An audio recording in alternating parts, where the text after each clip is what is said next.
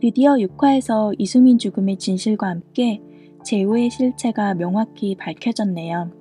5화에서 승재는 주란에게 자신이 수민을 죽였다고 자백했는데요. 이번 화에서는 승재가 그 말을 정정해서 사실은 아빠가 이수민을 죽였다고 했어요. 9월 9일 수민은 승재에게 접근하여 책을 빌린다는 핑계로 집에 들어갔습니다.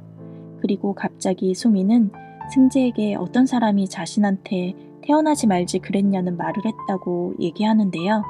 승재가 누가 그런 나쁜 말을 했냐고 묻자 너네 아빠라고 대답하죠. 그 말은 수민이 병원 주차장에서 재우의 차에 일부러 뛰어든 날 들었던 말이었어요. 재우가 수민에게 너희 같은 것들 그냥 태어나지 말지 그랬냐고 얘기했던 것이죠. 수민은 승재에게 함부로 그런 말을 하는 사람은 어떻게 사는지 궁금했다고 말을 하는데요. 더 나아가 승재에게 두 줄이 나타난 임신 테스트기를 보여주며 재우와의 부적절한 관계를 암시했습니다. 재우에게 앙심을 품은 수민이 거짓말로 승재를 자극한 것으로 예상되지만 당황한 승재는 계단에서 수민을 밀어버리고 말았는데요. 집에 온 재우가 쓰러진 수민을 옷장에 옮겼다가 9월 10일 마당에 묻었습니다. 그날 이후 고약한 냄새가 났던 것이고요.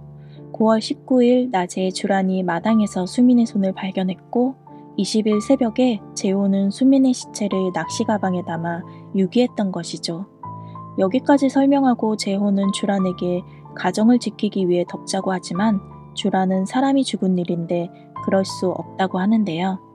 무엇보다 주란은 승재가 자신처럼 평생 죄책감에 시달리며 살 것을 걱정했던 것이죠. 이에 재호는 수민은 승재가 해쳤고 자신은 가족을 지키기 위한 선택을 한 것뿐이라고 했죠. 하지만 재호가 말하지 않은 진실이 있었네요. 9월 10일 오전까지 수민은 살아있었어요. 옷장에서 나온 수민을 발견한 승재는 엄마에게 들키지 않기 위해 일단 등교했지만 조퇴 후 다시 급하게 집에 왔습니다. 아마도 승재가 집에 온 것은 이제라도 수민을 살리기 위해서였겠죠. 하지만 자신의 방에 있던 수민은 마당에 아빠와 함께 있었는데요. 놀랍게도 재호는 아직 살아있는 수민을 옆에 두고 땅을 파고 있었네요. 재호는 수민을 땅에 묻기 전에 목을 졸랐던 것으로 보이고요. 이것을 목격한 승재는 크게 놀랐지만 아무한테도 말할 수 없었죠.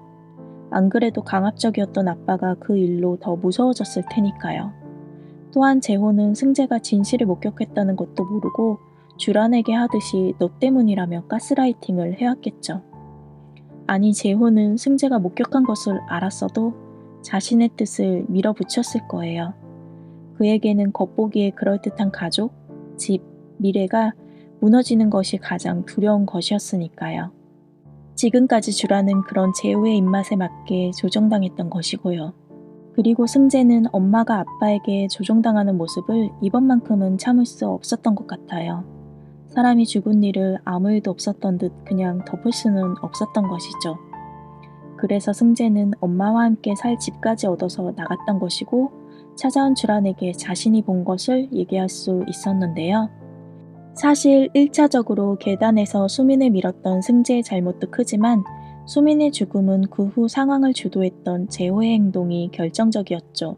혹시 드라마 마지막쯤에 승재가 진짜 범인이라는 반전이 있다면 주란은 아들에게도 가스라이팅을 당한 셈이겠네요.